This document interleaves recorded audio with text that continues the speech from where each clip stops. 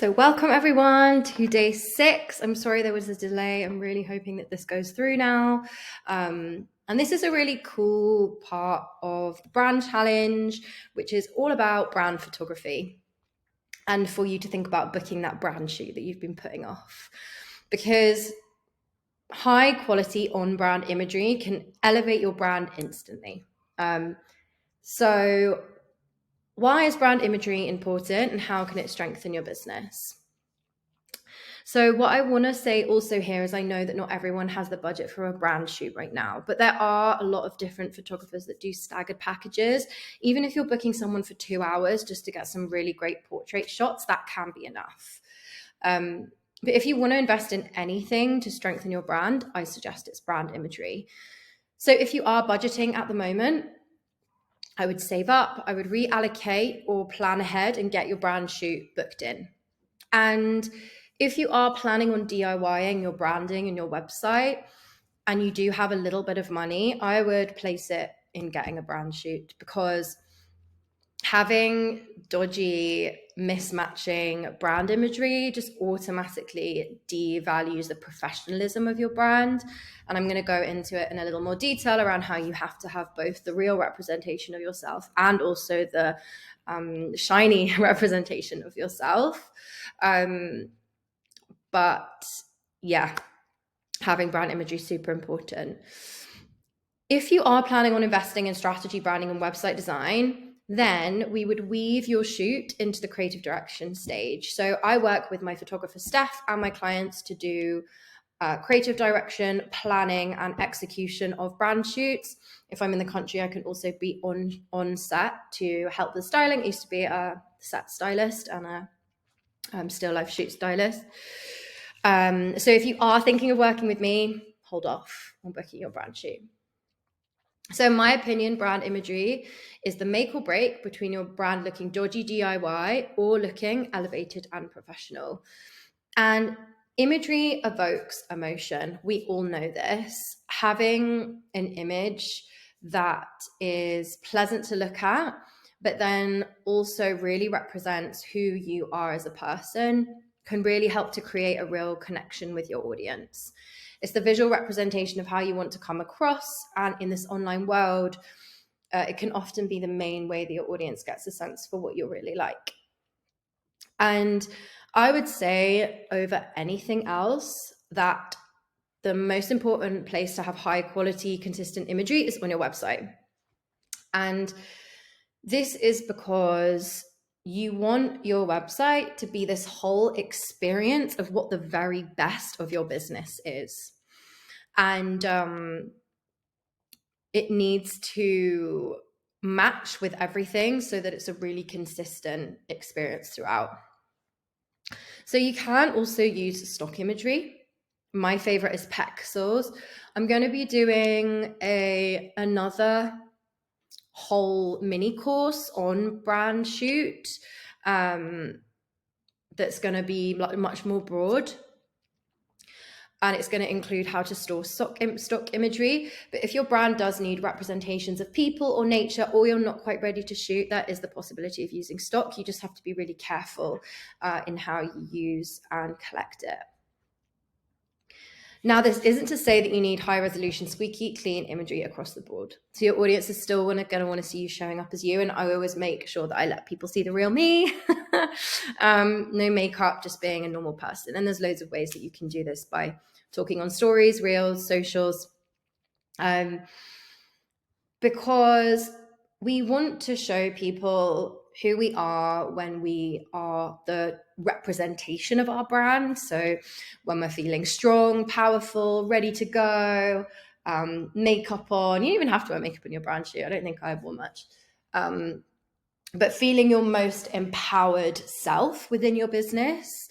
But then we also want to show the side of us that is just a normal person, right? And actually, that connection and empathy between you and your audience is on two different scales. It's on the authority that you have and the fact that they trust that you are a professional and you know your shit, and you're going to help them get to where they need to be. But you also need the more grounded, authentic relating where people can really see the person behind the business that's going to make them want to work with you.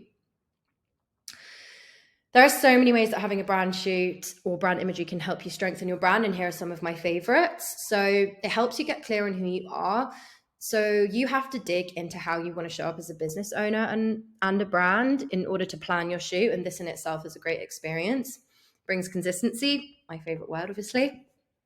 It enables you to post content. So having images of yourself that you love ready to go can be really great when you want to say something for the heart, but you don't have time for a graphic. So when you're saying something that's coming from the heart, it is about your life, your storytelling, you're saying something in a way that your audience is going to really relate to you, or you are stepping into your brand's point of view and you're standing up for something, you're speaking about something that's perhaps polarizing, coupling that with a really amazing image of you showing up truly as who you are, and people seeing your face when they're reading can create this connection and engagement over a graphic.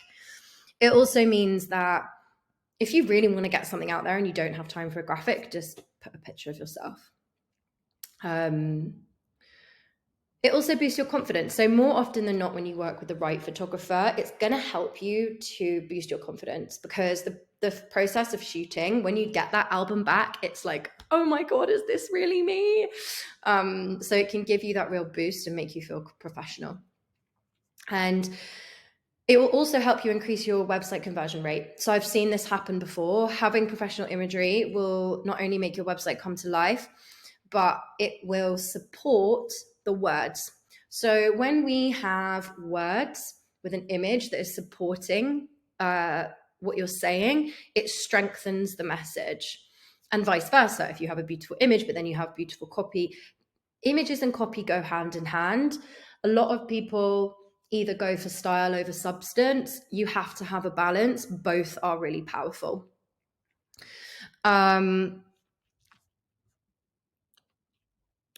So if you're thinking of booking a brand shoot and you live in the UK, my go-to is Steph. She is my photographer. She is pretty much all of my clients' photographers. She's amazing. She's booking right now. She offers a range from studio shoots all the way to like international shoots.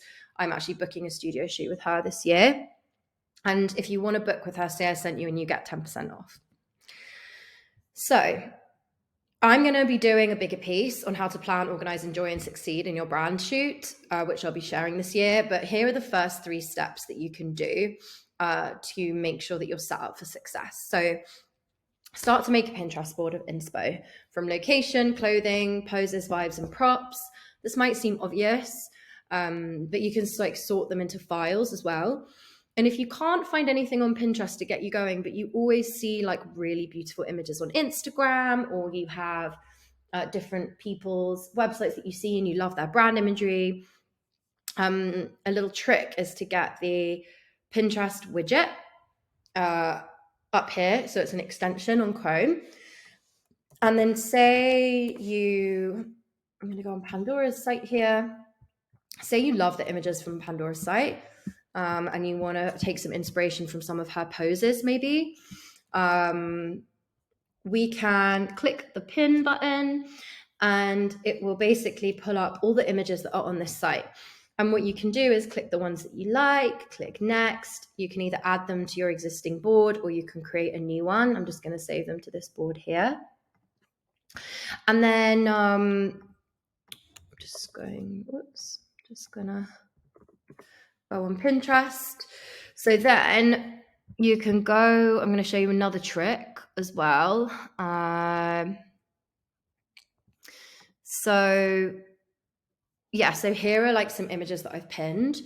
And basically, if you love this pose and you really want to get this kind of hair in the wind kind of vibe, another trick, and this is really a good trick to use on Pinterest, you click this button here, and then basically it will pull up loads of images that have a similar vibe. So then what you can start to do is create like references of specific poses that you want to have. Again here, I mean, this is just picking up on her amazing coat. It's just quite funny. But sometimes it does work.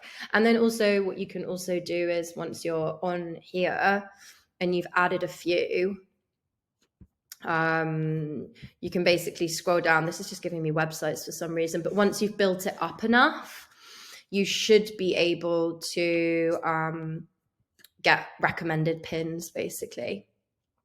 And if there are any photographers that you really love, go on theirs. Other things you can search for is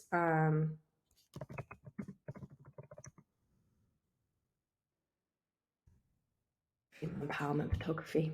This sometimes brings up some good ones. Also tip, like this is good, for instance, and then scroll down here and you'll just have loads more. A tip, well, something that you need to know is that you cannot use Pinterest imagery for your website because it's unlicensed, so you can't do that. So yeah, I hope that Pinterest tool is going to be helpful. And then the second one is try and think about who you're trying to be in your business or who you want to be. So when you're planning your shoot, thinking about the different personas that you want to show up as within your brand. And this is something that Steph does and something that I now do as well as part of my branding, is like, who do you want to show up as, which is part of the brand personality. And I'm going to use a live example from my beautiful client Pip from Your Yoga Career. And when we were planning her shoot earlier this year, we kind of dug into the different sides of her personality, the roles that she's playing in her business based on the services that she's offering. So the first was the mentor, the businesswoman who's here to help you make more money as a yoga teacher, give you advice. The second was the teacher, so like the senior yoga teacher. And the third was the space holder, because she holds circles and rituals and retreats. So when you're kind of digging out these different personas that you are wanting to kind of play in your business, think about what each of those people would wear, where would they be, how would they be holding themselves, what kind of expression would they have, what props would they be using, so you can plan your shoot around this. Location, location, location. So the location of your shoot is one of the most important parts to get right, and people always underestimate it. And if you're planning on shooting your own home, it's probably not going to work unless you have a beautiful home, which I'm sure most of you do, but it needs to be a specific kind of brightness and width in order to get good shots. And